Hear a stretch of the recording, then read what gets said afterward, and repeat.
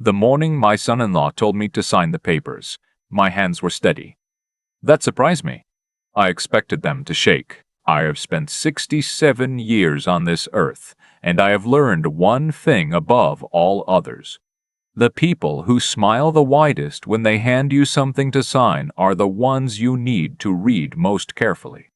I did not sign. And 3 months later, I sat at my own kitchen table and watched everything unravel exactly the way I had planned it to.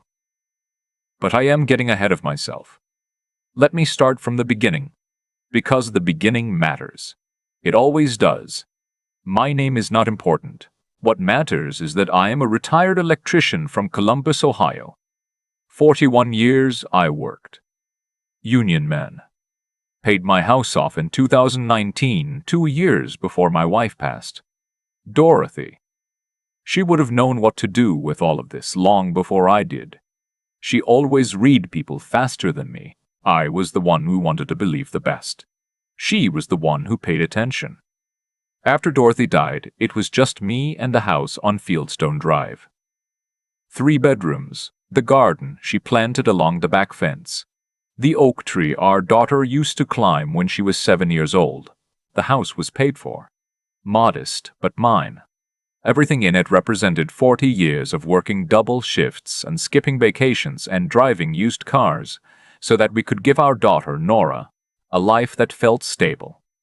Nora is 41 now. She looks like her mother around the eyes. She married a man named Craig 8 years ago. And I genuinely tried, to see what she saw in him. Craig is one of those men who always has a plan. Not a real plan. A story about a plan. There is a difference, and it took me longer than it should have to understand that difference. When they got married, Craig was in commercial real estate. Then he was in app development. Then he had a consulting firm, which, as far as I could tell, meant he worked from the kitchen table and took calls in a loud voice, so that whoever was in the house would know he was busy. He and Nora had 2 kids, my granddaughter Abby, who was 6, and my grandson Tyler, who was 4. Those 2 children are the reason I stayed patient as long as I did. 2 years after Dorothy passed, Nora called me and asked if Craig and the kids could move in for a while. They'd been renting a place in Westerville. Craig's consulting business had hit a rough patch, she said. Just temporary. Just until things stabilized. I said yes.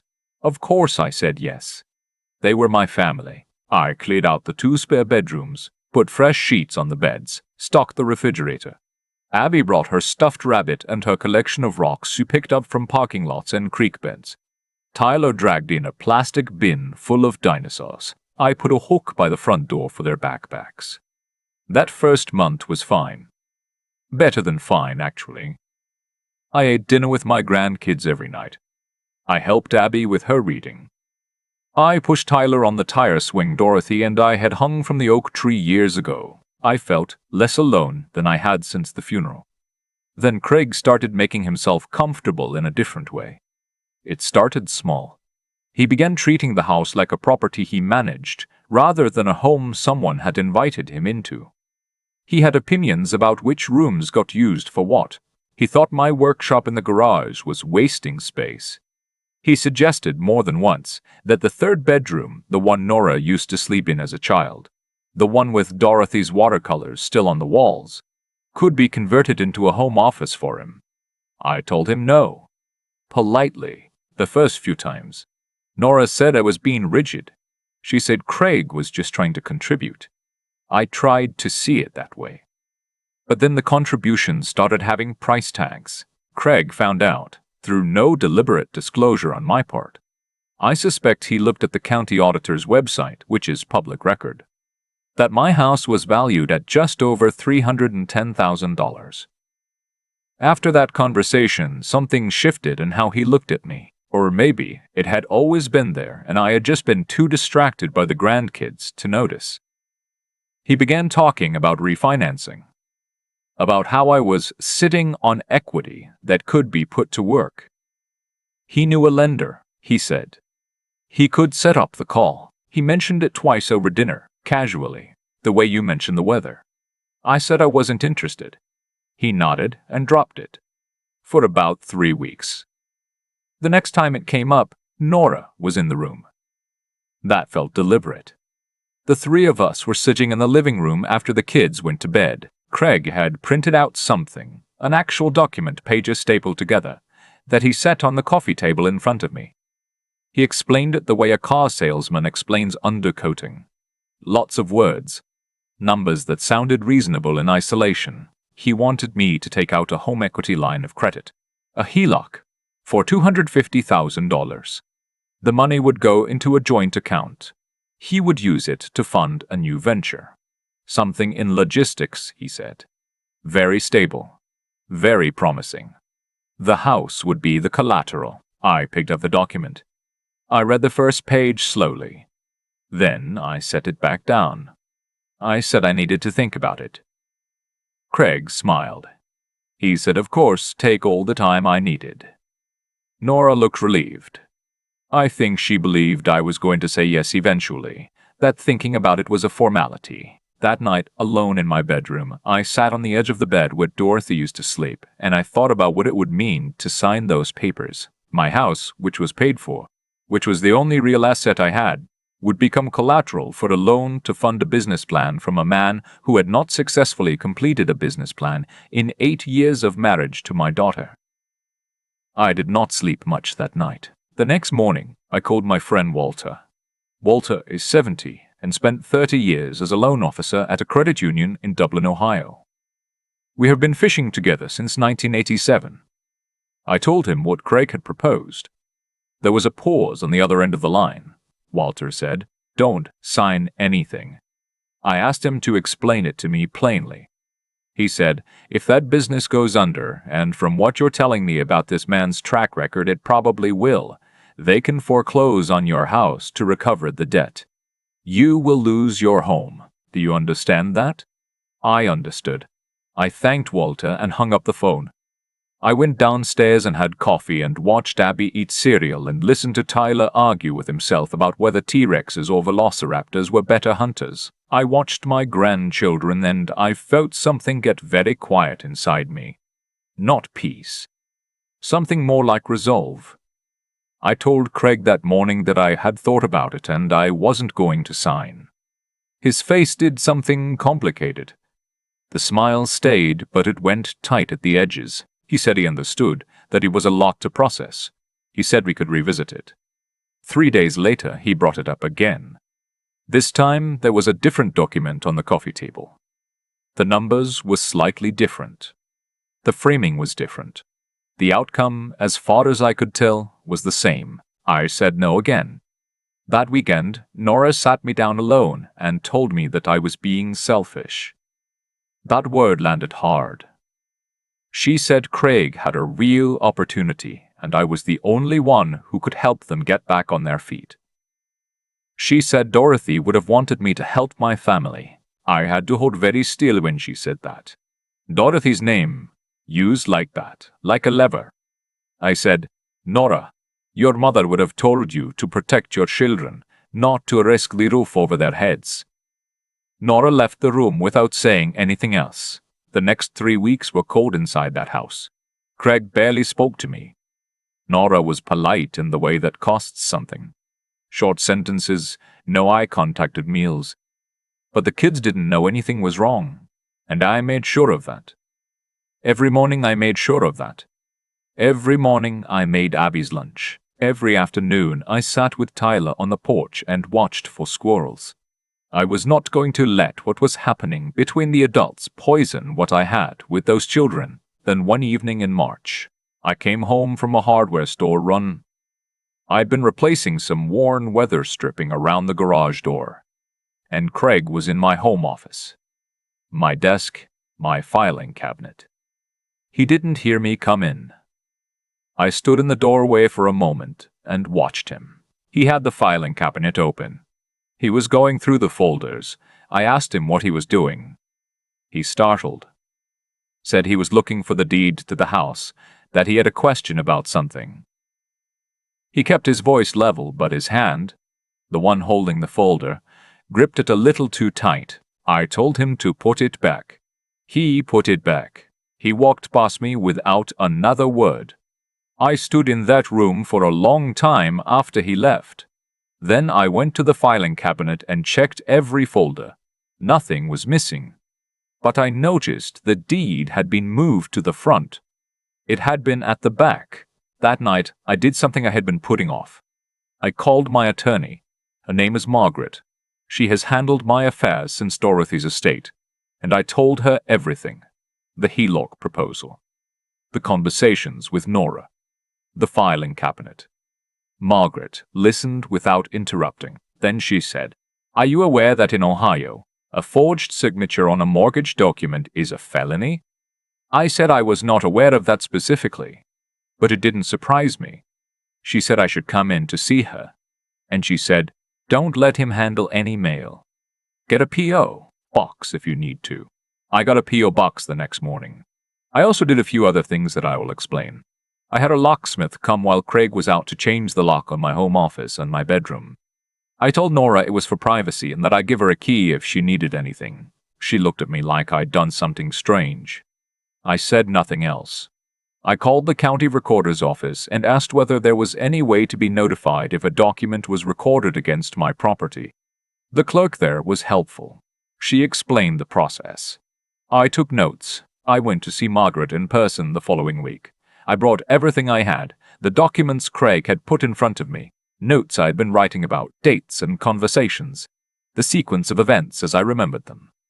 Margaret read through it carefully. She told me that what Craig was doing did not yet meet the legal threshold for fraud, because I had never signed anything, but that his behavior was concerning enough that I should document everything going forward. She helped me set up a notification system through the county auditor so that I would receive an email if any instrument was filed against my property.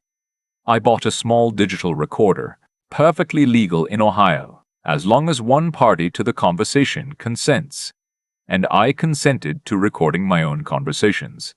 I did not tell anyone what I was doing. Not Walter, not my sister in Akron, not my neighbor Phil, who I trust completely. I went about my days quietly. I made breakfast. I fixed the weather stripping. I sat with the grandkids. I waited. In April, Craig brought in a man I had never met. He introduced him as a business associate. They sat at my kitchen table and spread papers across it like they owned the place, and Craig introduced me as Nora's dad, not as the owner of the house we were sitting in.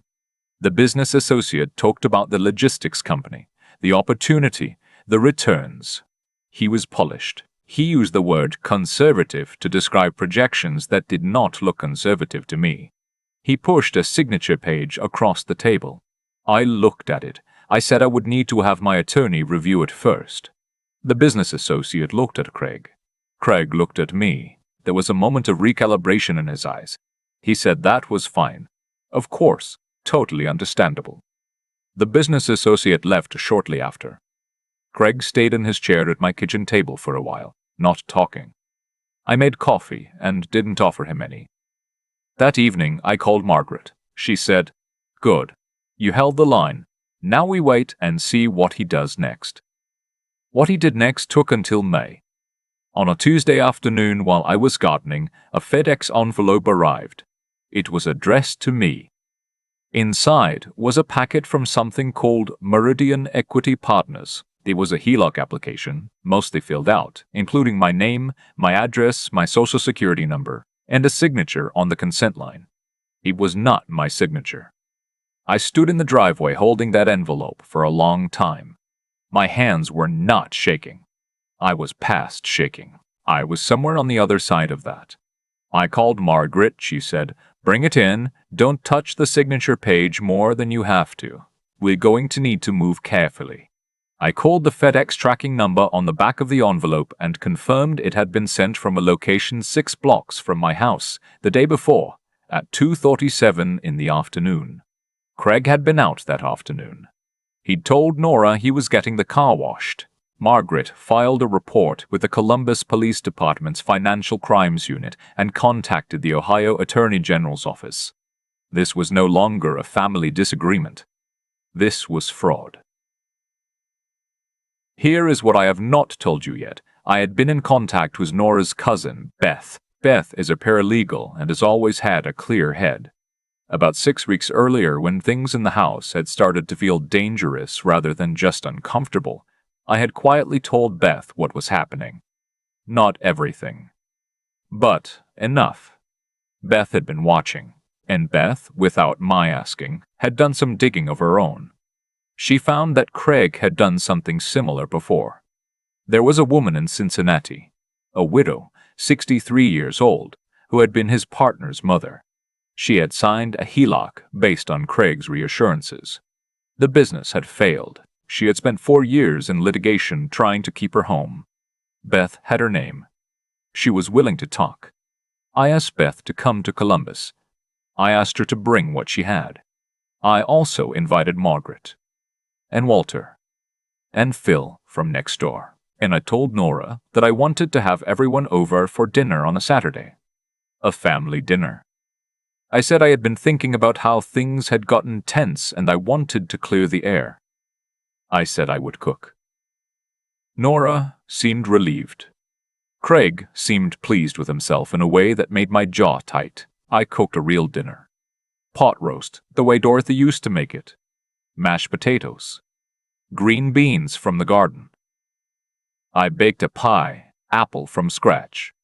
I set the table properly. The good dishes Dorothy's mother had left us. Cloth napkins. I put Abby and Tyler at the table first and gave them juice and let them color at their seats while the adults gathered. Craig walked into that kitchen and looked at the spread and smiled at Nora like it was a victory lap.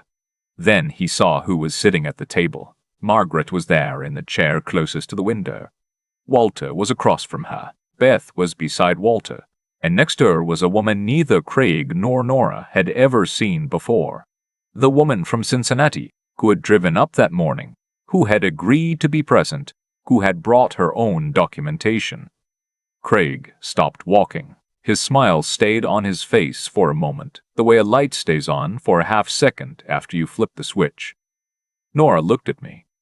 I looked back at her and tried to say with my eyes what I could not say out loud with the children in the room. I am not your enemy. I have never been your enemy. I have never been your enemy. I sat down at the head of the table. I asked everyone to sit. I served the children first. Then Margaret spoke. She was measured and clear the way good attorneys always are. She explained what had been filed. She explained what the forged signature on the Meridian document represented legally. She explained, without drama, what the likely next steps were.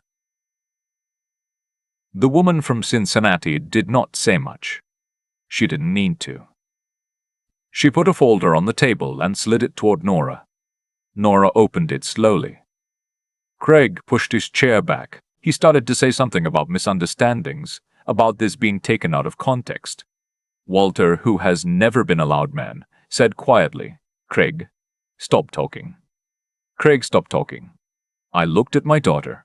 She was reading the documents. Her face was doing something I recognized. The same thing Dorothy's face used to do when she was processing information she had been hoping wasn't true. Her eyes were moving, but the rest of her was still. When she put the folder down, she looked at Craig. Not at me. At Craig. She said, "Is this true?" He said, "Nora, these people are trying to." She said, "Is it true?" It was not a question the second time. Craig left that evening. He took his card and a bag he'd apparently packed sometime before dinner, which told me something about how confident he had been that this meeting was a formality, a gesture I was making before finally giving in. He thought he knew how this ended. He was wrong. The legal process took several months, and I will not pretend it was easy. Nora went through something very hard. She had to look at 8 years of her life and understand them differently. That is not a small thing. I did not rush her. I did not say I told you so. I made dinners and watched the kids when she needed to see her attorney, and I stayed out of her way when she needed to cry in her room. Beth stayed for 2 weeks. She helped Nora understand the documents, walked her through what her options were, sat with her at the kitchen table on nights when everything felt impossible. Abby and Tyler did not understand what was happening, except that their father was not there, Abby, the older one, asked me once where Daddy was. I said he had to go sort some things out and that I didn't know when he would be back. She thought about that for a moment.